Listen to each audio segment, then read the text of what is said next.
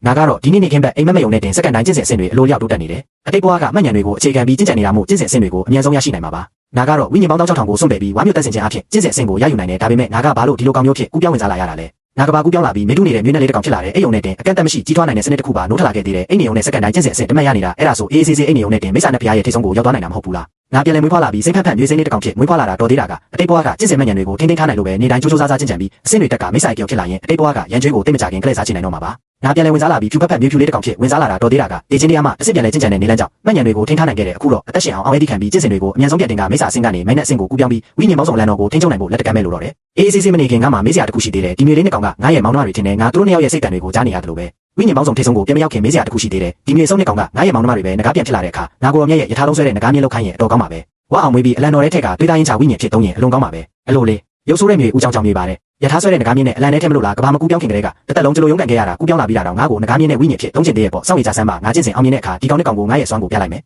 ်အဲ့ဒီနောက်မျိုးလေးသုံးကောင်ဟာသူတို့ဘာသာကျင့်ကြံတဲ့ချိန်နေတဲ့အတီးတီးဝင်သွားကြတယ်မျိုးစိမ်းနဲ့မျိုးဖြူရဲ့ဥခွန်ထဲကနေထူးဆန်းတဲ့စွမ်းရည်လိုင်းတွေထွက်ပေါ်လာပေမဲ့ငါကတော့သူတို့နှစ်ယောက်ရဲ့စိတ်တန်ကိုပိတ်ပစ်ပြီးခေါင်းချအိပ်ပျော်သွားခဲ့တယ်ဘယ်လောက်ကြာသွားလဲမသိဘူးငါပိုက်စာလို့နိုးလာခဲ့တယ်မျက်စိပွင့်လာတာနဲ့တပြိုင်နက်စိတ်ထဲပေါ်လာတာကဖုံးပင်မှာလည်းအပြင်စာမှာစားဦးမယ်ဆိုတာပဲခေါင်းလဲကြည့်လိုက်မှကိုကိုဘောကအကြီးကုန်တွေကိုမြင်ပြီးငါခုမျိုးတစ်ကောင်ဖြစ်နေပြီဆိုတာကိုတတိပြန်ဝင်လာတဲ့အဲ့ဒီချိန်မှာဘေးနှစ်ဖက်ကဥခွန်ထဲကနေခေါင်းလေးတစ်လုံးစီထွက်လာတယ်အေကီယိုမလေးနဲ့တာအိုတခင်လေးလည်းပိုက်စာနေကြပြီးစိတ်ကူးကိုစီရှိကြတဲ့မျက်လုံးဝိုင်းလေး6လုံးဟာတူးကိုတူးဆိုင်ကြည့်နေကြတယ်သူတို့ရဲ့စိတ်တန်ကိုခုနထောင်ပြီးလို့လားမသိဘူးငါလိုလိုနေအနေငယ်လက်ပြမလုံးဖြစ်မိသွားတယ်တော်သေးတာကအဲ့ဒီချိန်မှာငါဦးသုံးလုံးဟာမြေရင်းဝါကနေလက်ဝင်လာပြီးငါတို့ရှိနေတဲ့ရှက်ပွက်နီးမှာရက်သွားတယ်ဒါကငါတို့ရဲ့အာယုံကိုချက်ချင်းဆွဲဆောင်သွားပြီးငါမျက်စိရှိမှလျက်ခနဲ့ဖြစ်သွားခဲ့တယ်ငဲ့ဦးဒါငါကိုတော်မြရဲ့ဦးပဲအစိမ်းရောင်နဲ့အဖြူရောင်မျိုးလေးနဲ့ကောင်ဟာဝန်ခံနေပြီးထွက်သွားကြတယ်တကယ်ကိုစိုးသွမ်းမျိုးတွေတွင်းကထွက်လာတယ်လို့ပဲပြီးတော့စလူကြတော့တာပဲသူတို့ကအရင်ဆုံးမြေမျိုးတွေနဲ့တလုံးစီကိုပတ်ထားပြီးမှအလဲကအကြီးဆုံးဦးကိုလက်ကိုက်ဖို့လုပ်ကြတယ်အမလေးငါလည်းချက်ချင်းခေါင်းထောင်လိုက်ရတယ်ငါဦးကသုံးလုံးမြေကသုံးကောင်မင်းတို့ကဘာလို့အများကြီးပိုးစားချင်နေရတာလဲတွားလို့ရတော့မယ်မဟုတ်ရင်ထမင်းငတ်တော့မယ်ဒီအရှင်ဆက်ကောင်တွင်တာဝန်သိရှိပါသည်မိစ္ဆာတိရစ္ဆာန်ကပါတန်ရာစားစတန်တာဝန်ကြီးသူကိုယိုတရားမှမသိတော်မောင်းနှမများကိုဆုံးမပြီးငါဦးအားလုံးကိုလူယူကပြန်လဲခွဲဝေပေးရန်တာဝန်စုလက်တက်စင်မှုမှတ်ကြသုံးကြပန်းစွမ်းရည်စတဲ့တာဝန်ကိုပါတပါတယ်ပြီးမြောက်အောင်လုပ်ပြီးစုယူလို့ရတာပဲဟီဟီနာကဒုတိယအဆင့်ကိုရောက်နေပြီးဥစ္စာငါဦးကိုလူရဲတယ်ပေါ့အေကီယိုမပဲဖြစ်ဖြစ်တာအိုတခင်ပဲဖြစ်ဖြစ်ရိုက်ခံရမှာပဲကိုလူရဲ့မြေမိခါရနာကိုကြည်စမ်းမြေမိကဂျာပုမာမာလိုပဲပထမတစ်ချက်ညီမလေးကောင်းကိုရိုက်လိုက်တော့မြေစိမ်းလေးခေါင်းလိုက်သွားပြီးနာကျင်လုံးလို့အလဲကငါ့ကိုကြီးကိုကိုက်ထားတဲ့ဘာဆက်ကိုလွတ်လိုက်ုံတင်မကပဲပတ်ထားတဲ့ငါဦးကိုပါလက်လွတ်လိုက်ရတယ်မြေလေးတစ်ကောင်လုံးခွေးလေးသွားတော့တာပဲတာကိုမြင်လိုက်တဲ့မြေဖြူလေးကအခြေအနေမကောင်းမှန်းသိပြီးချက်ချင်းဘာဆက်လုကသူ့ကိုယူပြီးစုပ်ခွာဖို့လုပ်တယ်ဒါပေမဲ့နောက်တော့ပါပြီးမြေမိကိုထက်ခါလိုက်ပြီးဂျာပုလိုမီနဲ့ဒုတိယချက်ညီလေးရဲ့အမိကိုရိုက်လိုက်တယ်အမိကပြင်းထန်ရိုက်ခံရတဲ့မြေဖြူလေးဟာမြေစိမ်းလေးလိုပဲနာလုံးလို့ဘိုက်လန်ပြီးဦးကိုလုကခနာကိုတွန်းလိုက်လို့ဘေးကိုလိမ့်ထွက်သွားတယ်ငါကတော့လက်ပစွာမိတစ်ချက်ဝိုက်ပြီးငါဦးသုံးလုံးကိုငါရှိကိုတင်းယူလိုက်တယ်ဘသူလဲဘသူကငါကိုရောမြက်ကိုတိုက်ခိုက်တာလဲတာမန်မျိုးလေးမဟုတ်တာမို့လူယူရန်ဟာနာကျင်မှုကိုအောင်အေဘီထက်ကခိုးတိုက်ခိုက်သူကိုမောကြည့်လိုက်တယ်အဲ့ဒါငါမှတက်တိလိုက်ရတဲ့အခါသူမရဲ့ပန်းရောင်မျက်လုံးဝိုင်းလေးတွေပြူကျဲသွားပြီးဒါငွေနဲ့ဆုပ်လာလို့ရေရွတ်လိုက်တယ်အကိုဆုပ်ပဲလေယုံစီလဲလက်ပြီးတိုက်ခိုက်မဲ့ပုံစံလုပ်လိုက်ပေမဲ့ငါပုံစံကိုမြင်ပြီးနောက်မှာတော့အမီးပါတောင်းတင်းသွားတယ်ဘာလို့လဲဆိုတော့ဒီကိုကြီးရဲ့ခနာကိုကသူတို့ထက်တိတိတာတာပို့ပြီးတုတ်ခိုင်ထွားကြိုင်းနေလို့ပဲဒါပေမဲ့သူတို့တွေတုံးဆိုင်မနေပဲခနာကိုလှုပ်ရှားပြီးညှို့တွေကိုလူဖို့ပြေးဝင်လာကြတယ်တကယ်ပဲအရှော့မပေးနိုင်ကြဘူးမြင်းနဲ့ကောင်စလုံးနောက်တစ်ချိန်လွင့်ထွက်သွားပြီးတယောက်ပြီးတယောက်မြေကြီးပေါ်ကြကပြန်ထလာကြတယ်မြေစိမ်းလေးရဲ့မျက်လုံးတွေကတုံးလုံးနေပြီးသူမှစဉ်းစားနေမိတယ်သူကစွမ်းရည်တွေကိုခနာကိုရဲ့တွင်းပြီးမိစ္ဆာစွမ်းရည်ကိုထုတ်နိုင်လို့မိစ္ဆာတိစံဖြစ်နေတာပဲမြေနဲ့ဆုပ်ကခနာကိုကြီးတာကိုပဲအားကိုးနေတာဘေးကမြေဖြူလောက်တောင်ရင်းမြန်ထက်လက်တာမဟုတ်ဘူးစောစောကဟာတိုက်ဆိုင်မှုဖြစ်ရမယ်ပြန်ချမယ်အဲ့ဒီနောက်မြေစိမ်းလေးဟာလှုပ်ရှားလိုက်ပြီးပါဆဟကဆွဲတွေကိုထုတ်လို့ငါးစီကိုက်ဖို့ပြေးလာခဲ့တယ်သူမခနာကိုရဲ့ကမိစ္ဆာစွမ်းရည်ကိုတုံးလိုက်တာမို့ကိုပေါ်မှာအစိမ်းရောင်နဲ့အားနဲ့တောက်ပတ်သွားပြီးအရှင်ကစောစောကထက်အများကြီးပုံမြင်လာတဲ့အပေါ်ပါပဲငါရဲ့ဦးချောင်းချောင်းညီမလေးကငါကခေါင်းမော့ပြီးမလုံးမရှက်ပဲအမီးကိုပဲမြောက်ပြီးရှေ့ကကားလိုက်တယ်မြေစိမ်းလေးကဝမ်းသာသွားပြီးစိတ်ထဲမှာပျော်ရွှင်စွာအဟစ်ကမြေမီးကိုအပြင်းထန်ကိုက်လိုက်တယ်သူမတွေးထွက်အောင်ကိုက်ဖို့မလိုဘူးနာတော့အောင်ကိုက်ပြီးမြေနဲ့ကိုငါ့ဦးလို့ခိုင်းဖို့ပဲဒါပေမဲ့ကိုက်လိုက်တဲ့အမီးကမာလုံးလို့သူမရဲ့သွားတွေတုံအောင်နာသွားခဲ့ရတယ်ဟီဟီငါစိတ်ထဲကိုယ့်ရဲ့မိတယ်မြေစိမ်းလေးရဲ့လှုပ်ရှားမှုကိုငါသားလေးရှောင်လို့ရပေမဲ့ငါ့ဦးလူရဲ့အချိန်မပြုံးချင်ဘူးငါပိုက်စာလို့စားပြီးအေးရဦးမယ်မိကိုပြင်းပြင်းထန်ထန်တစ်ချက်ခါပြီးမြေစိမ်းလေးကိုလွတ်ထုတ်လိုက်တဲ့တစ်ချိန်တည်းမှာပဲကိုတိုက်ခိုက်ဖို့လာတဲ့မြေဖြူညီလေးကိုပါရိုက်ပစ်လိုက်တဲ့ညီလေးကတော့ညီမလေးလိုအခွင့်အရေးမရဘူးမျက်နှာကိုတိုက်ရိုက်ခံရတာအစိမ့်တစ်ကောင်ဖြူတစ်ကောင်မြေလေးနဲ့ကောင်ဟာနောက်တစ်ချိန်လေးထွက်သွားကြပြန်နေငါကတော့ငါ့ဦးသုံးလုံးကိုကာကွယ်ပြီးမလုံးမရှာအဲ့ရက်နေခဲ့တယ်လူယူရန်ဟာလွတ်ထွက်သွားပြီးနောက်မူးနောက်နဲ့ပြန်ထလာတဲ့လင်းယုံစီကတော့ပိုတနာဖို့ကောင်းတယ်မျက်နှာကအမိပါနာနေတာမြေနဲ့ကောင်စလုံးမယုံနိုင်အောင်ဖြစ်နေကြပြီးသူတို့နားမလည်နိုင်ကြဘူးဘာလို့လဲဘာလို့တာမန်မြေနဲ့လေးတစ်ကောင်ကိုတိုက်လို့မနိုင်ရတာလဲဒီမြေစုပ်ကငါထက်အရင်မွေးလာတာဆိုပေမဲ့ငါကမိစ္ဆာစွမ်းအင်ကိုကျင့်ကြံထားတာလေငါကလည်းဝိညာဉ်စွမ်းအင်ကိုကျင့်ကြံထားတာပဲကိုဘယ်လိုလုပ်သူ့ကိုမနိုင်ရတာလဲအဲ့ဒါတင်မကဘူးအပြတ်အသက်အနိုင်ကျင့်ခံလိုက်ရပြီးဘာမှမရလိုက်ဘူးရွေးနဲ့ကောင်ဟာမြေကြီးပေါ်မှာဝက်ပြီးငါ့ကိုစိုက်ကြည့်နေကြတယ်ဒီလိုမျိုးရုံးရင်ဆန်ခတ်ဖြစ်ပြီးတဲ့နောက်မှာတော့သူတို့တိုက်ခိုက်ဖို့အင်အားမရှိကြတော့ဘူးမွေးကင်းစားမိစ္ဆာလေးတွေမို့အင်အားကန့်တက်ရှိတာကြောင့်ညှက်ဥကိုတလုံးမှမရလိုက်ကြဘူးမကျေနပ်လိုက်တာအဲ့ဒီလောက်မလောဘကြီးခဲ့ရင်တန်ပြီးတလုံးမျိုးချလိုက်ရမှာအခုမှနောက်တရလည်းနောက်ကျသွားပါပြီသူတို့တွေဝမ်းနဲ့တော့ထွက်နေကြပေမဲ့ငါကတော့ရဲချင်းစိတ်ကိုအောက်မထားနိုင်တော့ဘူးခနာကိုကအချီမြင်လောက်လက်ချောင်းလောက်ပဲရှိတဲ့မြေလေးနဲ့ကောင်ကကိုအေကီယိုမနဲ့တာအိုတခင်လို့တမုတ်ပြီးတောက်ပတဲ့မျက်လုံးဝိုင်းလေးတွေနဲ့ငါ့ကိုစိုက်ကြည့်နေတာတကယ်ကိုရဲစရာကောင်းလာတယ်ဟွန်းအေကီယိုမဆိုတော့ဘာဖြစ်လဲတာအိုတခင်ဆိုတော့ကောဘာဖြစ်လဲအခုတော့သိပြီမလားအခုကြီးစကားနားမထောင်ရင်ရိုက်ခံရမယ်ဆိုတာကဲကလေးတွေကိုဆုံးမပြီးပြီဆိုတော့ငါ့ဦးတွေကိုမြင်မြန်ခွဲပေးပြီးစိုက်တော့မယ်ငါခေါင်းမော့ပြီးအော်လိုက်တော့လူယူရန်နဲ့လင်းယုံစီတို့ကငါရဲ့အော်တန်ကြောင့်တုံးလို့သွားကြတယ်ဒီကောင်ကအင်အားရှိသေးလို့သူတို့ကိုထည့်ဦးမလို့လားအဲ့ဒီနောက်မှာတော့ငါကအမိထားလေးနဲ့တို့ပြီးရှေ့ကငါ့ဦးနဲ့လုံးကိုသူတို့စီလိုက်ပေးလိုက်တဲ့အစိမ်းနဲ့ဖြူဟာချက်ချင်းပြေးဝင်လာပြီးသူတို့စီလိုက်လာတဲ့ဦးကိုဘာစက်နဲ့ဖန်ခိုက်ကမျိုးချရင်မျက်လုံးဝိုင်းလေးတွေနဲ့ငါ့ကိုမယုံနိုင်တယ်လို့ကြည့်နေကြတယ်ဒီမျိုးအင်းနဲ့ဆုပ်ကငါ့ဦးကိုသူတို့ကိုပြန်ပေးတယ်ပေါ့အကြီးဆုံးတစ်လုံးကိုချန်ထားခဲ့တာဆိုပေမဲ့စောစောကသူကဘာလို့အကုန်လုံးသွားတာလဲဘာလို့လဲဟုတ်လားတာဝန်အောင်မြင်ဖို့အတွက်ပေါ့ကွာလို့ငါစိတ်ထဲကပြောလိုက်တယ်လူယူရန်နဲ့လင်းယုံစီတို့ကငါရဲ့အတွေ့ကိုမတိကြတာမို့ငါပြန်လို့မှစိုးရင်ပြီးငါကိုရန်သူလိုစောင့်ကြည့်ရင်ငါ့ဦးကိုဘိုက်ထဲရောက်အောင်အားကုန်မျိုးချလိုက်ကြတယ်ငါ့ဦးကဘိုက်ထဲရောက်ရုံပဲရှိသေးတယ်ငါ့ဦးဘိုက်ထဲရောက်သွားတာနဲ့မြေနဲ့ကောင်ရဲ့မျက်လုံးတွေပြူဝိုင်းသွားကြတယ်ဒီငါ့ဦးကတကယ်ကိုမျိုးရှင်းမှုပဲတွေးလေတက်ပြေးသွားတဲ့အပြင်ဝိညာဉ်စွမ်းအင်တွေလည်းစိတ်ဝင်နေတယ်မြေနဲ့ကောင်လည်းတခြားຢာတွေကိုမမှုနိုင်တော့ပဲချက်ချင်းခွေအိတ်လိုက်ပြီးမျက်စိမိတ်ကကျင့်စဉ်ကိုလည်းပတ်ပြီးဆုပ်ယူချဖြစ်တော့တယ်အခုအချိန်သူတို့အတွက်တော့အင်အားတော့ဝါစေမဲ့ဘလို့ခွင့်ရင်းမျိုးကိုမှလက်လွတ်ခံလို့မဖြစ်ဘူးမြေနဲ့ကောင်ရဲ့ခနာကိုပေါ်မှာမြူခိုးပါးပါးလေးတွေရတိုင်းနေတာကိုကျွန်တော်ခက်ရေးမြင်လိုက်ရတယ်ဧကရီညီမလေးရဲ့ကိုပေါ်မှာတော့အစိမ်းရောင်နဲ့အမင်းတန်းနေပြီးတာအိုတခင်ကြီးလေးရဲ့ကိုပေါ်မှာတော့ငွေဖြူရောင်ရှန်လက်နေတယ် ဒါဟာသူတို့ရွေးချယ်ထားတဲ့ကျင့်စဉ်တွေနဲ့ဆက်ဆက်နေပုံရတယ်သူတို့နှစ်ယောက်ရဲ့ရင်ဖွင့်တံတွေကိုပေါင်းဆက်ကြည့်ရင်ခံမရမခက်ပါဘူးကြည့်ရတာဒီငှက်ဥကတာမန်တော့မဟုတ်ဘူးပဲကျွန်တော်တုံးဆိုင်မနေတော့ဘူးဘာသာဟာပြီးငှက်ဥကိုအတင်းမြုပ်ချလိုက်တယ်အေးမြတဲ့အချိန်ဝါတစ်ခုကျွန်တော်စာအိမ်နဲ့ပြည့်ချန်သွားတာကိုခံစားလိုက်ရတယ်အဲ့ဒီနောက်မှာတော့တဖြည်းဖြည်းနှွေးထွေးလာပြီးချက်ချင်းပဲအိမ်ငယ်လာတော့တယ်အိမ်ရှင်ကိုဂုဏ်ပြုပါတယ်စွာအားဆန်းနိုးထလာပါပြီအသက်ရှူသွေးပြောင်းလဲခြင်းဖမ်းမိတဲ့ငှက်ဥတစ်လုံးစားတိုင်းစိတ်ဝိညာဉ်ကြဆက်သွေးလေတကြ33ရရှိပါမယ်အိမ်ရှင်တာဝန်အောင်မြင်လို့ဂုဏ်ပြုပါတယ်ဆုလာအဖြစ်တန့်စင်ပွားများမှကြ3ကြပန်းဝိညာဉ်မျိုးစေကြတရားရှိပါမယ်စွာအားဆန်းနိုးထခြင်းအသက်ရှူသွေးပြောင်းလဲခြင်းဒီအိမ်ရှင်စားသုံးလိုက်တော့စွမ်းရည်အားလုံးကိုချက်ချင်းတန့်စင်ပြောင်းလဲပေးနိုင်ပါသည်သွေးလေတကြတစတဲ့အိမ်ရှင်အဆင့်3မိစ္ဆာသားရဲ့ဖြစ်လာလို့ဂုဏ်ပြုပါတယ်ဘလောက်ကြာတော့လဲမသိဘူးဖော်ပြမပြနိုင်တဲ့အသက်ရှူချက်တဲ့ခံစားချက်ကြောင့်ကျွန်တော်နိုးလာခဲ့တယ်ရားတယ်တအားရတာပဲကျွန်တော်အီမငင်ဖြစ်ပြီးကိုလူလို့မိတယ်ကိုခန္ဓာကြီးအနှောက်ဖွဲ့ခံထားရတယ်လို့ပဲတကယ်ကိုနေရခတ်တဲ့ရုံထွက်ခြင်းစိတ်တွေအရင်ပြင်းပြနေတယ်ရုတ်တရက်ညံလင်းပွင့်သွားတယ်ဒါအရေးကုန်လဲတော့မှာပဲရှုံးပအိုင်နဲ့မလန်မကန်ကကူညီပေးမဲ့ကြောက်တုံးချို့ကိုအမြန်ရှာလိုက်တယ်ပြီးတော့အတင်းပုတ်တိုက်တော့တာပဲတတိကြီးလှောက်ရှားပြီးတဲ့နောက်မှာတော့ကိုဘောကအရေးကုန်တွေအောင်မြင်စွာကွာကျသွားခဲ့ပြီဟုတ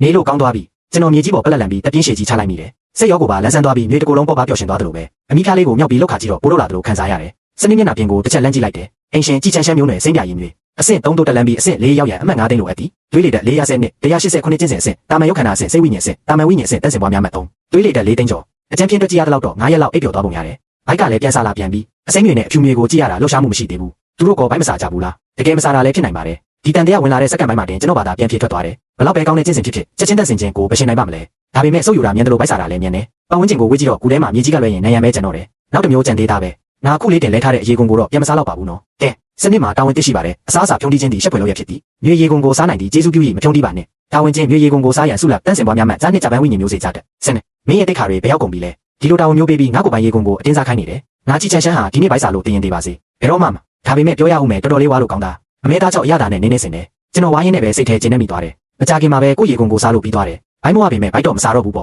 စက်အိပ်ပြီးကျင့်စင်ပဲဆက်ကျင်းရအောင်အဆင့်၄ရက်သွေးလေတက်ကိုအိမ်ရင်းနဲ့ထွက်လာအောင်လုပ်ရမယ်သွေးလေတက်စတဲ့အိမ်ရှင်အဆင့်၄မိစ္ဆာသားရဲ့ဖြစ်လာလို့ဂုဏ်ပြုပါတယ်ကျွန်တော်သတိမတက်အိပ်ပျော်နေတဲ့အချိန်မှာတော့ဟာငါကိုတော့အဆင့်နှစ်ကိုဖောက်ထွက်နိုင်ခဲ့ပြီးစက်တိုက်ဖောက်ထွက်နိုင်တာငါကိုတော့ပြီးသားပေမဲ့အစိမ်းတွေလေးကျင့်စင်ကနေနိုးလာပြီးညဝန်းထဲမှာဝမ်းသာအားရရိပ်ရောင်တွေထွက်ပေါ်လာတယ်ဒီတစ်ခေါက်ကျင့်စင်ရဲ့ရလဒ်ကိုအလုံးမဲစိတ်ကျဉ်နေပုံရတယ်ခန္ဓာကိုယ်ရဲ့ကမိစ္ဆာစွမ်းအားတွေကိုခံစားရင်းနဲ့ပေါ့ပြီးတော့ပိုကြီးပြီးပိုဝလာတဲ့အမင်းမျိုးကိုကြည့်ကစိတ်ထဲကနေကျင်းဆဲလိုက်မိတယ်အကြီးတဲ့အမင်းမျိုးငါကိုတော့ဒီတစ်ခေါက်မင်းရဲ့မျိုးဒီချိန်ထွက်လာအောင်မရရင်မင်းမဒီချိန်မရှိလို့ပဲဖြစ်ရမယ်ဘာလို့ဒီလောက်ရနေတာလဲလူယူရန်တိုက်ခိုက်တော့မဲ့ဆဲမှာခန္ဓာကိုယ်တစ်ခုလုံးတင်းကျပ်ပြီးနေရခက်လာတာကိုခံစားလိုက်ရတယ်ပြီးတော့ထိန်းချုပ်ရခက်တဲ့ရရံမှုတွေလည်းဖြစ်လာတယ်အဲ့ဒီနောက်မှာတော့ဘီးစစိတ်ရဲ့တွန်းအားပေးမှုကြောင့်ကြောက်တုံးတိုင်ရဲ့ဘေးနားကိုတန်းပြီးလျှောက်သွားတော့တယ်နိုင်ရန်ကိုခွေပတ်ပြီးပုတ်တိုက်တော့တာပဲအရေကုန်လဲတဲ့ဖြစ်စဉ်ကတော်တော်လေးချုံးမိပါတယ်ခဏအကြာမှာတော့သူမဟာအရေကုန်ဟောင်းကိုလုံးဝချွတ်ပစ်လိုက်နိုင်ပြီစိမ်းမြမြတိတ်တဲ့အကြီးကုန်အစ်တွေပေါ်ထွက်လာပြီးပို့ပြီးတော့လဲတွက်လက်တဲ့အတွင်းဆောင်လာတယ်အာမျိုးမျိုးနယ်တွေအရေကုန်လဲရတာဒီလိုခံစားချက်မျိုးပါလားအရေကုန်လဲရတာသူမရဲ့အင်အားတော်တော်ကုန်ခန်းသွားစေတယ်ဒါကြောင့်ပဲကြောက်တိုင်ပေါ်မှာခွေပြီးအနားယူလိုက်တော့တယ်အဲ့ဒီတော့တွင်မျက်လုံးတစ်ချက်ပင်မှာရွှတ်အိုင်နဲ့ပြန်သွားအိတ်နေတဲ့ကျွန်တော်ကိုလမ်းမြင်သွားတယ်ကျွန်တော်ရဲ့အစစ်တန်းကိုစနစ်ကဖုံးကွယ်ပေးထားတဲ့အတွက်အေဂရီဖြစ်နေရင်တော့ကျွန်တော်ရဲ့ကျင့်စဉ်အဆင့်ကိုမမြင်နိုင်ပါဘူးဒါကြောင့်ဆက်ဆုပ်ရရှာစွာနဲ့ရေရွတ်လိုက်မိတယ်တို့တောင်မလုပ်တဲ့ပြင်းရတဲ့မြေအခုထိအိတ်နေတော့မယ်အိတ်လိုက်တာနာယီဘူးဖောင်းတောင်ထွက်နေပြီဒီကောင်ကအကြီးဆုံးငှက်ဥကိုစားသွားတာကိုတွေးပြီးတော့လူယူရန်ကထုံငှက်ဥအတွက်အလုံးနဲ့မျောမိတယ်ညမပွင့်သေးတယ်လို့ကျင့်စဉ်ကိုလည်းနားမလည်ဘူးအလုံးစုံရှိမှထိုးထဲကဝိညာဉ်စွမ်းအင်အနေငယ်လောက်ပဲစိတ်ဝိညာဉ်ကိုအထောက်အကူပြုမှာငါကိုတော့ဘယ်လိုလုပ်အပြည့်အဝတတ်ဆင်နိုင်ပါမလဲဒါကြောင့်မို့လို့ပဲအစ်နှစ်မိစ္ဆာသားရဲ့အဖြစ်ဖောက်ထွက်နိုင်ခဲ့တာကူထဲမှာတခြားမျိုးတွေရဲ့ရေကုန်လဲထားတာမတွေ့ရဘူးဆိုလိုတာကဒီကောင်ရေကုန်မလဲရသေးဘူးပေါ့ရေကုန်မလဲရသေးပဲဒီလိုခန္ဓာကိုယ်မျိုးရှိနေတာသွေးမျိုးဆက်ရဲ့အလားအလာအနေငယ်ရှိနေလို့ဖြစ်ရမယ်ဟင်ခွန်အားပဲရှိပြီးအတုံးမချတတ်ရင်လည်းအလားကားပါပဲလူယူရန်ကစိတ်ထဲကနေတွေးလိုက်တယ်ငါကိုအခုဆိုအစ်နှစ်ရောက်ပြီးမင်းကိုမနိုင်ဘူးဆိုတာမယုံနိုင်စရာပဲငါကိုတော့ကောင်းကောင်းနားပြီးရင်အရင်ကခံခဲ့ရတဲ့အရှုံးတွေကိုအပြစ်ပြန်တင်ရမယ်အဲ့ဒီအချိန်မှာပဲသူမဟာတခြားတစ်ဖက်ကအဖြူမြေလေးကိုလည်းတတိထားမိသွားတယ်တစ်ချက်လမ်းကြည့်လိုက်ပြီးမတိမတာနဲ့ကိုမလိုက်မိတယ်သူကလည်းတကယ်ကျင့်စဉ်ကျင့်နေတာကိုအရင်ကဥလူတုံးကလေးကဒီညီလေးကနည်းနည်းထူးဆန်းတယ်လို့ခံစားရတယ်အခုသူ့ကိုယ်ပေါ်မှာဝိညာဉ်စွမ်းအင်တွေလောက်ခတ်နေတာမြင်ရတော့ငါရဲ့တန်တရားကမှန်ကန်ကြောင်းသက်သေပြနေပြီဒီဖြူမြေလေးကငါလိုပဲဉာဏ်ပညာရှိနေတာပဲကြည့်ရတာသူကျင့်နေတာကရှိုးဝတ်တကားမျက်စွာတော်ကျင့်စဉ်ပဲသူကဘက်ကလာတဲ့နှဖျားဖြစ်မလဲဆိုတာပဲမသိရတာလူယူရန်ကစိတ်ထဲကနေတိတ်တဆိတ်စဉ်းစားနေမိတယ်တကယ်လို့သူ့ကိုလက်ထောက်ဖြစ်တင်းတင်းနိုင်ရင်အခွင့်အရေးကောင်းတစ်ခုဖြစ်လာမှာပဲဒါပေမဲ့ရန်သူလားမိတ်ဆွေလားမသိချခင်မှာတော့ကိုယ့်ရဲ့အမှတ်တရကိုအရင်ဆုံးမဖော်ပြမိဖို့လိုအပ်တယ်တန်ရှင်းသောမင်းဆက်နဲ့ရှိုးဝတ်ကောင်းတွေကြားကဆက်ဆံရေးဟာရှေးရခင်ကလေးကအမြဲတမ်းရှုပ်ထွေးလာတယ်နောက်တစ်စက္ကန့်မှာအဖြူမြေလေးရဲ့ကိုဘောကဝိညာဉ်စွမ်းအင်တွေလျက်ခနဲဖြစ်သွားတာကိုသတိပြုမိပြီးသူမဟာအကြည့်ကိုအမြန်ပဲပြန်ရုပ်သိမ်းလိုက်တယ်လင်းယုံစီကျင့်စဉ်ကျင့်တာကိုအဆုံးသတ်လိုက်ပြီးမြေမျက်လုံးထဲမှာဆူရှာတဲ့အလင်းတန်းတစ်ခုဖြတ်ပြေးသွားတယ်ငါအစ်နှစ်ကိုဖောက်ထွက်နိုင်ခဲ့ပြီလိမ်မောင်ကျန်းစာကတကယ့်ကိုထူးဆန်းဆန်းပြလာတယ်တာမန်ရည်ချင်းပဲရှိတဲ့မြေငယ်လေးတစ်ကောင်ကိုဒီလောက်တွေကူကူနဲ့တာမန်မြေပွားကနေအစ်နှစ်မိစ္ဆာသားရဲ့အဖြစ်ပြောင်းလဲပေးနိုင်တာပြီးတော့ထုံငှက်ဥကလည်းတကယ့်ကိုတာမန်ရမဟုတ်ဘူးပဲကူထဲကိုဘာဖြစ်လို့ကွက်တီလိမ့်ကြလာရတာလဲမသိဘူးဒါမှမဟုတ်ငါကောလူဝင်စားလို့ထလာလို့ကောင်းကင်နယ်မြေကြီးရဲ့ကန်တရားကစောင့်ရှောက်ပေးတာလားအဲ့ဒီနောက်မှာတော့သူဟာကူထဲကတခြားမြေငယ်နှစ်ကောင်ကိုလမ်းကြည့်လိုက်တယ်ဟင်အမေအောင်ကြီးကဘာလို့ဒီလောက်တောင်ဝါလာရတာလဲအစိမ်းမြေလေးလည်းတော်တော်ကြီးလာတာပဲသူမကဘာဖြစ်လို့ကြောက်တိုင်ပေါ်မှာခွေနေရတာလဲသူမပေးနာကဒါကမြေရေကုန်ပဲလင်းယုံစီရဲ့မြစ်သူငယ်အိမ်ကျုံသွားခဲ့တယ်တတိကြီးကြီးထားရင်းနဲ့ကြောက်တိုင်ရှိရာဘက်ကိုတဖြည်းဖြည်းချင်းကပ်သွားတယ်မကြခင်မှာပဲသူလည်းရေကုန်ဟောင်းကိုချွတ်ပစ်လိုက်နိုင်ခဲ့တယ်လူယူရန်လိုပဲကြောက်တိုင်ပေါ်မှာခွေပြီးအနားယူတော့တယ်ကူထဲကမြေငယ်၃ကောင်တစ်ကောင်ကတော့အဝအိပ်ပျော်နေပြီးကျန်တဲ့ကောင်ကတော့ကိုစီချန်စီတွေနဲ့ပေါ့အဲ့ဒီအချိန်မှာဘယ်မြေမှမလှုပ်ရှားကြဘူးကူထဲမှာဟာဟာကိုက်မိပြီးမကောင်းတော့ဘူးငါအရားပြင်တာတစ်ခုကြောင့်နိုးလာတာဘာတူလဲဘယ်သူငါ့ကိုလာရအောင်လုပ်တာလဲပြီးတော့ရတာကခြေပွားနဲ့ဥယျာဉ်ပြားမှာဖြစ်နေရဲ့ဒါကလည်းတော်တော်ရုံမှလုံးတာပဲငါကတော့တဘာဝအတိုင်းမိခါပြီးခေါင်းရလိုက်တာပေါ့ ဒီကိုအိမ်ရှင်မင်းသားမှာမစ်ရှင်တက်ရှိပါတယ်မစ်ရှင်အကြောင်းအရာညီမလေးနဲ့မောင်လေးကိုခိုးတိုက်ခိုက်တတ်အောင်တင် ကြားပေးပြီးသူတို့ရဲ့ကိုပိုင်မြေရေကုန်ကိုစားခိုင်းမှာမစ်ရှင်စုလာအကိုကောင်းတယောက်ဖြစ်လာခြင်းကိုအောင်မြင်စွာဖွင့်လှစ်လိုက်ပါပြီမစ်ရှင်အကြောင်းအရာညီမလေးနဲ့မောင်လေးကိုဆုံးမတုံတင်ပြီးနာခံမှုရှိအောင်လှုပ်ဆောင်ပါအောင်မြင်မှုကြသုံးစုလာဟောမောင်လေးနဲ့ညီမလေးကိုဆုံးမရင်စုလာတောင်ရှိသေးတယ်ဒီလိုခွင့်ရေးကောင်းလဲရှိသေးတာပဲငါလည်းချက်ချင်းပဲမကောင်းတဲ့အကြံနဲ့မျက်လုံးကိုမေးလိုက်တဲ့အဖိုးကြီးကိုခိုးတိုက်ခိုက်ရတဲ့ဟုတ်လားဆုံးမခံရတော့ဘူးငါကအမီးကိုတစ်ချက်ခါပြီးတိုက်ရိုက်ပြေးဝင်သွားလိုက်တယ်ငါမောင်ကဘယ်တော့မှနောက်မဆုတ်ဘူးဒါရီအားလုံးကိုလှုပ်ဆောင်ပြီးနောက်မှာငါကခေါင်းကိုမြင့်မြင့်မော့လိုက်ပြီးအမီးဖျားနဲ့ကြောက်တိုင်ဘက်ကရွေရေကုန်ကိုညွှန်ပြလိုက်တဲ့စားစမ်းငါတောင်စားပြီးမင်းတို့မစားလို့ရမလားတက်တေပြချက်အရာသူတို့နှစ်ယောက်ကတော်တော်ညံကောင်းကြတယ်ငါရဲ့ရွေချက်ကိုနားလေုံတင်မကပဲတစ်ခုကနေသုံးခုထိပါတွေးရတတ်ကြတယ်ဒီမျိုးအောက်ကဘာသဘောလဲငါတို့ကိုမြေရေကုန်စားခိုင်းနေတာလားဒါကိုဘယ်လိုလုပ်စားလို့ရမှာလဲနေပေါင်းဖြစ်နိုင်တာကမြေအောက်ကရေကုန်ခွာပြီးသားဖြစ်နေတာလားမြေရေကုန်ကိုပဲသူစားလိုက်တာလားကောင်းပြီဒီတစ်ချိန်တော့တိခတ်လိုက်မယ်ပြီးမှပဲပြန်ပြီးကလေးစားချေရမှာပေါ့ရွေနက်ကတဘာဝအတိုင်းလိုက်နေတာပဲငါတို့ကိုမြေရေကုန်စားခိုင်းတာကစွန့်ရင်တွေဖြစ်တင်ဖို့အတွက်ပဲသူကတကယ်ကိုညံကောင်းတာပဲဂုံယူပါတယ်အိမ်ရှင်မင်းသားညီမလေးနဲ့မောင်လေးကိုဆုံးမပြီးမြေရေကုန်စားခိုင်းတဲ့မရှင်ကိုအောင်မြင်စွာပြီးဆုံးခဲ့ပါတယ်ဆုလအနေနဲ့တခြားကိုရရှိပါတယ်ရှူးရှူးကလေးတွေနိုးလာကြပြီးနားခေါင်းနဲ့ကြည့်လိုက်တော့ကြီးမားတဲ့မြေကောင်းကြီးတစ်ခုအထဲကိုတိုးဝင်လာတာတွေ့လိုက်ရတယ်ဒါငါမေပဲမြေဖြူကြီးကတွားတော့ဝင်ရောက်လာတာကိုတွေ့တော့ငါလည်းနင်းနေစိတ်ဝင်စားပြီးအနားကိုတိုးတော့လိုက်တဲ့မြေကြီးမျက်လုံးထဲမှာငါရဲ့လက်ရှိပုံစံကကျဟက်နေရဲ့တဝက်ကျော်လောက်ရှည်ပြားပြီးနင်းနေဝိုင်းဆက်လုံးနဲ့မျက်နှာလေးတစ်ကောင်ပေါ်ခေါင်းမော့ပြီးဝိုင်းဆက်နေရဲ့မျက်လုံးလေးတွေနဲ့စိုက်ကြည့်နေတာအပြင်ပန်းကတော့တကယ်ကိုနင်းနေညံနေရဲ့ပုံစံမျိုးထွက်နေတယ်ရှူးရှူးဒါကအကြီးကောင်ပဲသူငါ့ကိုမကြောက်ဘူးမြေဖြူကြီးရဲ့အတန်ကတော်တော်နူးညံ့ပြီးထူးဆန်းတဲ့ရက်တက်မှုတွေနဲ့သူငါနားတို့လာတာကိုအရန်ဝမ်းသာနေပုံရတယ်အတန်ထဲမှာတော့ပျော်ရွှင်မှုတွေပါဝင်နေတယ်သူကခနာကိုလှုပ်ရှားပြီးခေါင်းမော့ကကိုပြင်ဘက်ကိုပြန်ပြီးတွားပြန်တယ်မြေနဲ့လေးကနန်းကောင်းနဲ့ငါ့ကိုတီးတယ်မြေစိမ်းလေးနဲ့မြေဖြူလေးကတော့ဥတူတူပဲရှိသေးတယ်ငါ့ဦးတွေကအတုံးဝင်နေသွားပြီးရှာရအောင်မယ်ငါမျက်တောင်ခက်လိုက်မိတယ်ငါနားကြမှားတာလားမြေဖြူမင်းကြီးကအခုလေးတင်ပါပြောလိုက်တာလေငါ့ဦးသွားရှာအောင်မယ်ဟုတ်လားအော်ဒါဆိုအရင်ကငါ့ဦးသုံးလုံးကတူလာကျွေးတာပေါ့ငါလည်းပြောသားပဲဘာလို့ဒီလောက်တိုက်ဆိုင်ရတာလဲလို့စာယုံမရှိသေးတယ်ငါ့ဦးတွေလက်ဝင်လာတယ်ပြီးတော့ကွက်တီသုံးလုံးမဲ့အခုလေးတင်မြေဖြူကြီးကငါ့ကိုညံကောင်းတယ်လို့ချီးကျူးပြီးမြေစိမ်းလေးနဲ့မြေဖြူလေးကိုဥတူတူလေးတွေလို့ပြောသွားတာပဲအမေစီကအတိမတ်ပြုမှုကိုရလို့ကျေးဇူးတင်ပါတယ်ငါလည်းခေါင်းလဲပြီးမြေစိမ်းလေးနဲ့မြေဖြူလေးကိုရှာထုတ်ပြလိုက်တယ်လူယူရဲနဲ့တမီးနဲ့လီယုံစီတောင်ကျန်းတို့လည်းသူများကလေးရဲ့ခနာကိုယူထားပြအမေကိုတော့မတိကြဘူးမင်းတို့ကိုအထင်သေးလိုက်တ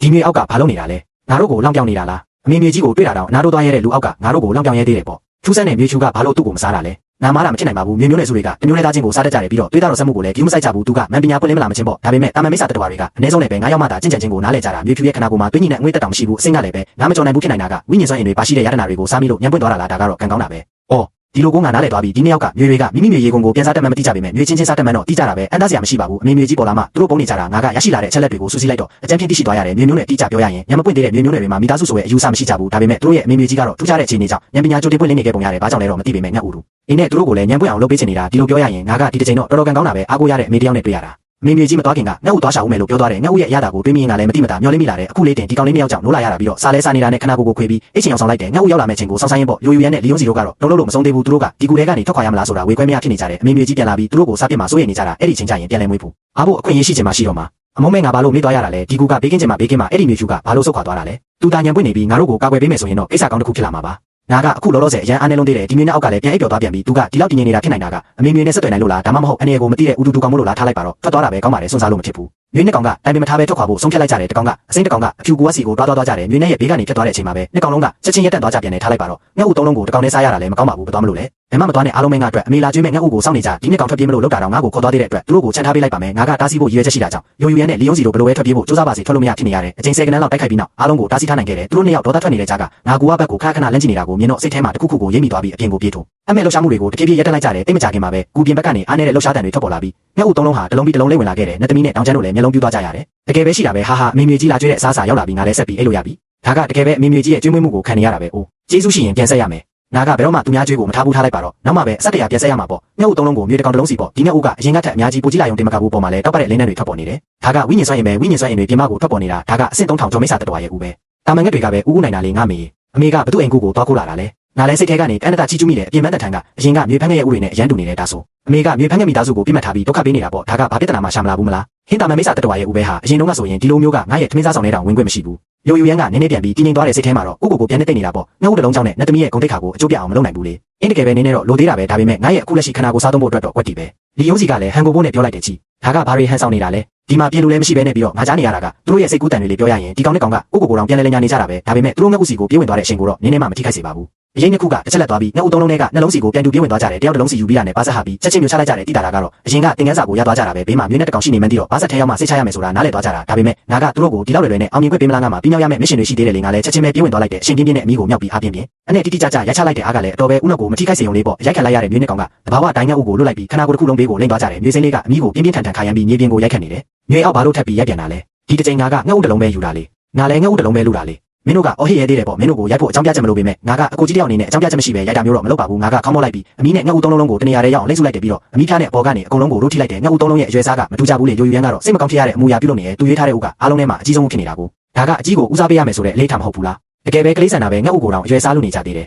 လီယုံစီရဲ့မျက်နှာကတော့မင်းမောင်နေတာပဲငါသူ့ကိုတစ်ချက်စောင့်ကြည့်လိုက်တယ်ဟာမင်းကကလေးမဆန်ဘူးပေါ့မင်းကဒုတိယအကြီးဆုံးဦးစီကိုတိုက်ရိုက်ဦးတည်သွားခဲ့တာလေငါကမင်းတို့နဲ့စကားပိုတွေပြောမနေတော့ဘူးအမိဖျားနဲ့တို့ထိပြီးအကြီးဆုံးဦးကိုငါဘေးနာဆွဲယူလိုက်တဲ့အသက်အရွယ်ရဖြစ်ဖြစ်အရွယ်စားရဖြစ်ဖြစ်ငါကအကြီးဆုံးဦးကိုစားရမှာပဲကျန်တဲ့ငါဦးနဲ့လုံးကိုတော့ယုံယူရန်နဲ့လီယုံစီတို့စီလက်ပေးလိုက်တဲ့အလက်စားဦးကိုညီမလေးနဲ့သမီးကိုပေးပြီးအသေးဆုံးဦးကိုတော့မောင်လေးတောင်ချမ်းကိုပေးလိုက်တဲ့စားကြတော့မျိုးနဲ့ကောင်ကငါ့ဦးကိုကြည့်ပြီးငါ့ကိုပြန်ကြည့်ကြတယ်ဗျပြီးတော့မှမိမိတို့ကိုယူလိုက်ကြတယ်ဟင်းရန်တိုက်ပေးတာပဲငါကအဲ့ဒီလိုအကွက်ထဲမဝင်ဘူးငါကငါ့ဦးတလုံးကြောင့်နဲ့အညာတာခံမှာမဟုတ်ဘူးအသေးဆုံးတစ်လုံးကိုငါ့ကိုပေးတယ်ပေါ့ကောင်းပြီအတော်ပဲကောင်းပါတယ်ဒီချွေးကိုငါမှတ်ထားလိုက်မယ်သူတို့နှစ်ယောက်လုံးကငါ့ဦးကိုမျိုးချလိုက်ကြတယ်အရင်တိုင်းပဲယိုယူရန်နဲ့လီယုံစီတို့ကကြင်ကြံချင်းပုံစံတိုင်းထိုင်လိုက်ကြပြီးကြင်ကြံချင်းကိုစတင်ကြတယ်မအိတ်ခင်မှာတယောက်ကိုတယောက်တစ်ချက်ကြည့်လိုက်ကြသေးတယ်မျိုးနဲ့ကတော့အရေးမပါပါဘူးမျိုးရှုကတော့တာမန်မဟုတ်ဘူးငါကဒီเจ้าတော်သားတွေထက်ရှုံးလို့မဖြစ်ဘူးသူ့ကိုဖိနှိပ်ထားနိုင်မှာရမယ်ဒီမျိုးစိမ့်ကတကယ်ပဲငါနဲ့အတူတူပဲသူကလည်းပြန်လည်မွေးဖွားလာတဲ့လူသားတစ်ယောက်ပဲသူ့ရဲ့စရိုက်ကပြင်းထန်ပြီးမာနကြီးတယ်စောင့်ထင်းရမှမသိဘူးသူကမျိုးမျိုးနဲ့ရဲ့ကျင့်စဉ်တွေကိုကျင့်ကြံနေပုံရတယ်သူ့ရဲ့အရင်ဘဝကမျိုးမျိုးနဲ့လားလူသားမျိုးနဲ့လားတော့မသိဘူးဟာငါမသိတဲ့ဘာတွေဖြစ်ပြနေတာလဲဒီနှစ်ယောက်ကဘာလို့ရုတ်တရက်တယောက်နဲ့တယောက်မန်ဖီနေကြတာလဲပြီးတော့သူတို့တည်ထားတဲ့အချက်လက်တွေကငါထက်တောင်များနေတယ်လို့ပဲပြီးတော့ငါလည်းရွှွန့်နေပြန်သွားပြီးငါ့ဦးကိုမျိုးချလိုက်တဲ့ဥယေတွေကအခွင့်ထဲကနေစီးကြလာပြီးဝိညာဉ်စွမ်းအင်တွေခန္ဓာကိုယ်ရဲ့ပြန့်နှံ့သွားကငါ့ကိုစိတ်လှုပ်ရှားစေတယ်။မြေဖန်းငယ်ရဲ့ဥကိုစားသုံးခြင်းကြား86ကိုရရှိပါတယ်။ငါစိတ်ထဲမှာတုံးလို့သွားတဲ့ဒီတိုးတက်လာတဲ့ကိန်းဂဏန်းတွေကဒီတစ်ချိန်ငါ့ဦးရဲ့ထူးခြားမှုကိုသက်သေပြနေရဲ့ဒါကလည်းငါစိတ်ထဲကစိုးရိမ်စိတ်ကိုပိုပြီးပြင်းထန်လာစေတဲ့စနစ်ငါအိပ်ပျော်နေတဲ့အချိန်မှာတန့်စင်ခြင်းဝိုင်းအားလုံးကိုအစိမ့်မြင့်တင်ဖို့အတွက်ပဲအသုံးပြုပါ။ကောင်းပါပြီ။အင်ရှိမင်းသား3ဆင့်တိုးမြင့်နေပါတယ်။ငါပြန်လို့လာတဲ့အချိန်မှာတော့ရပောင်း20ကုန်လုံးသွားခဲ့ပြီးငါကပထမဆုံးလို့လာတဲ့သူဖြစ်နေတော့မယ်အရင်တစ်ခေါက်လိုပဲအရင်ဆုံးရေကုန်ခွာတယ်ပြီးတော့မြေရေကုန်ကိုစားလိုက်ပြီးငါရဲ့လက်ရှိအခြေအနေကိုစစ်ဆေးလိုက်တယ်အင်ရှိမင်းသားပြည်စုံလိုနီးပါးဖြစ်နေပါပြီမျိုးနွယ်ရေမြေအဆင့် level 4 level 5တို့ရောက်ရှိရန်နှစ်တန်း5သိန်းပိုက်လိုအပ်ပါသည်သွေးတန်း8သိန်းရှိပါတယ်သွေးကဒီလောက်တောင်တိုးလာတာပဲကလည်းတစ်စနီးပါးလောက်တိုးတက်လာတယ်ငါရဲ့ခန္ဓာကိုယ်ရွယ်စားကိုကြည့်လိုက်တော့အရင်ကတဝက်ကျော်လောက်ရှိတဲ့အဆင့်ကနေအခုဆိုရင်တမီတာကျော်ရှိရဲ့တကိုင်းသေးစားလေးလိုဖြစ်နေပြီးမျက်လုံးကထောက်နာကမြေလေးနဲ့ကောင်စီကိုမတိမတာရောက်သွားပြီးစိတ်ထဲမှာမကောင်းတဲ့အကြံတွေပေါ်လာပြန်နေဟဲအကူကြီးကဘာကြောင့်ပြချက်ရှာရမလဲလို့စဉ်းစားနေတာငါရဲ့ညီမလေးနဲ့သမီးနဲ့မောင်လေးတောင်ချမ်းကိုနောက်တစ်ချိန်ကောင်းကောင်းဆုံးမဖို့အတွက်ပေါ့ယုံယူရန်နဲ့လီယုံစီတို့လည်းကြင်ကြံချင်းကနေနိုးထလာကြပြီးမိမိတို့ရဲ့ခန္ဓာကိုယ်ခြေနေကိုခန်းစားရင်အလုံးကျင်းနေကြတယ်ငါလည်းပဲ3ယောက်ပြီးဟာမြေနဲ့အောင်မင်းဒီတစ်ချိန်ဘာလို့မလဲဆိုတာငါကြည့်ရသေးတာပေါ့ငါလည်းပဲ3ယောက်ပြီးဒီတစ်ချိန်တော့အရင်ကအဆက်ကွဲခဲ့တာတွေကိုပြန်ပြီးကလဲစားချင်ရမယ်မြေနဲ့ကောင်ကခေါင်းလဲပြီးရွှွန့်နယ်ကတောချောင်းကြီးလိုဖြစ်နေတဲ့မြေနဲ့ကြီးကိုကြည့်ပြီးစော့သွားကြတယ်ဒီကောင်ကဘာလို့ဒီလောက်ကြီးသွားရတာလဲသူကသွေးသားနိုးထမှုထက်ဖြစ်ပြန်တာလားငါမျက်စိမားတာလားဒါကဘလို့လို့ဖြစ်နိုင်မှာလဲဖြစ်နိုင်တာကသူငှက်ဥရည်တွေအားလုံးကိုသွေးသားစွမ်းအင်ဖြစ်ပြောင်းလဲလိုက်တာလားမဖြစ်နိုင်ဘူးငါတီးတော့မိစ္ဆာတတော်တွေရဲ့သွေးသားစွမ်းအင်ကဒီလိုမျိုးမလုပ်နိုင်ပါဘူးသူတို့စွန့်နေကြပြီမဲ့ငါကတော့မစွန့်ပါဘူးတိုက်ရိုက်ပြေးဝင်သွားပြီးရွေးနဲ့ကောင်လုံးကိုအမနာတန်းရိုင်းနေလိုက်တော့တယ်မင်းတို့နိုးလာတာနဲ့ငါ့ကိုစင်ခေါ်ခြင်းနေမှန်းငါသိတာပေါ့ဒါဆိုရင်တော့ငါကအရင်လက်ဦးမှုယူလိုက်တာပေါ့ပြဿနာရှိလားဘာပြဿနာမှမရှိပါဘူးမကျေနပ်ဘူးလားမကျေနပ်ရင်ထည့်ရမှာပေါ့အစိမ့်နဲ့အဖြူမြေလေးနဲ့ကောင်ကပြန်လဲခုခံနိုင်စွမ်းလုံးဝမရှိရှာဘူးပြီးတော့တိုက်ပွဲတွင်းမှာမြေနဲ့ရဲ့အမိကသူတို့ကိုရိုက်တဲ့အချိန်မှာအားကိုထင်းထားမှန်းသိတာနေတယ်သူကငါ့ကိုဒဏ်ရာရမှာစိုးရိမ်နေတာလားယိုယူရန်ကမိမိကိုစော်ကားခံရတယ်လို့ခံစားရပြီးစိတ်ထဲမှာဒေါသထွက်နေတယ်ဒီကောင်ရဲ့တိုက်ခိုက်မှုပုံစံကတော်တော်ထူးဆန်းနေငါတခါမှမကြားဘူးဘူးမြေကအမိကိုနှားရက်တယ်လို့သုံးတာမျိုးရှိလို့လားလီယုံစီကစိတ်ထဲကနေတန်တရားဖြစ်နေတဲ့လှုပ်ရှားမှုတွေကတော်တော်လေးကိုကြမ်းကျင်နေပြီးနေပြူဟာချိုးတောင်ပါဝင်နေတယ်လို့ပဲဒါကတိုက်ပွဲကြမ်းကျင်မှုရဲ့ပုံသဏ္ဍာန်ပဲဒါပေမဲ့သူ့မှာမိစ္ဆာစွမ်းအင်နဲ့ဝိညာဉ်စွမ်းအင်မရှိပဲခန္ဓာကိုယ်အားတက်တက်နဲ့တင်ဒီလောက်တမနေတာဒါပေမဲ့သူတို့ကိုဆုံးမဖို့အတွက်ခန္ဓာကိုယ်အားတင်လုံလောက်နေပါပြီမြေနဲ့ကောင်ကဒေါသထွက်နေတဲ့ကြားကပဲအမိကိုထဲရနေမှန်းသိသွားတဲ့အခါမှာတော့ပို့ပြီးတော့တောင်ရှက်ဒေါသထွက်သွားကြရတယ်ဂုံယူပါတယ်အိမ်ရှိမင်းသားမရှင်ကိုအောင်မြင်စွာပြီးဆုံးခဲ့ပါတယ်အောင်မြင်မှုကြ3စုလက်အနေနဲ့ပွိုင်းချ900ရန်တွင်တမတ်ကိုရရှိပါတယ်ငါမရှင်အောင်မြင်လို့ဝမ်းတာနေတဲ့အချိန်မှာပဲကူဝါဘက်ကနေငှက်တောင်ပန်ခတ်တန်တွေထွက်ပေါ်လာတယ်ဒီလောက်တိုက်ဆိုင်ကြရတော့မရှိနိုင်ပါဘူးတောင်ပန်ခတ်တန်တွေကအဝေးကနေအနီးကိုရောက်လာပြီးငှက်အော်တန်တွေလည်းပါလာတယ်တေချာတယ်မြေဖန်းငယ်ရောက်လာပြီးဒီတန်ရဆိုရင်တော့လာတဲ့ငှက်ကတင်းမှာမဟုတ်ဘူးပြီးတော့တကောင်လည်းမဟုတ်ဘူးစနစ်ချက်ချင်းပဲလေ့ကျင့်ရေးပွိုင်းအားလုံးကိုမြင့်တင်ဖို့အသုံးပြုပါပြောပြီးတာနဲ့ငါကကူဝါစီကိုတိတ်တဆိတ်သွားလိုက်တဲ့အခြေအနေကိုသွားကြည့်ဖို့ပေါ့ကျန်တဲ့မြေနဲ့ကောင်လည်းငှက်အော်တန်ကိုကြားတော့ဖြည်းဖြည်းချင်းလိုက်လာကြတယ်ငါနောက်ကနေလိုက်လာကြတာပေါ့ကူဝါကအရန်သေးတယ်လေကူပြင်ဘက်မှာတော့နေဝင်ချင်းရောက်နေပြီးငါပြင်ကိုအများကြီးမထွက်ရဘူးကူနိုင်ရန်ကိုကပ်ပြီးအပြင်ဘက်ကိုစောင်းနေကြည့်လိုက်တဲ့အပြင်မှာမြင်လိုက်ရတာကတော့ကွင်းညွန့်နေတဲ့ငှက်ခြေတီ3ခုပဲဒါကတမနီအောင်ငှက်ခြေတောက်ကြီးပေါ်မှာရှိနေတာခြေတောက်နဲ့ခြေတီးတွေပေါ်မှာတင်းငယ်တဲ့အခြေကုန်တွေဖုံးလွှမ်းနေတဲ့အခြေကုန်တွေပေါ်မှာလည်းတောက်ပတ်တဲ့အယောင်တွေရှိနေတယ်အတောင်ပန်ခတ်လိုက်တိုင်းမြေပြင်ကကြောက်ခဲတွေလွင့်စင်သွားရတယ်ဒီငှက်ကြီးကကူဝါကိုတူးဖို့စူးစမ်းနေတာပဲတိတာတာကတော့ငါစီကမြေနှံ့ကိုရသွားပုံရတယ်ငှက်ကြီးရဲ့ခြေတီးကငါစီကိုတိုက်ရိုက်အားပြင်းပြင်းနဲ့ကုတ်ဆွဲလိုက်ပြီးထက်မြက်တယ်ငှက်နှုတ်ဒီနဲ့ပါထိုးစိတ်လိုက်တော့တယ်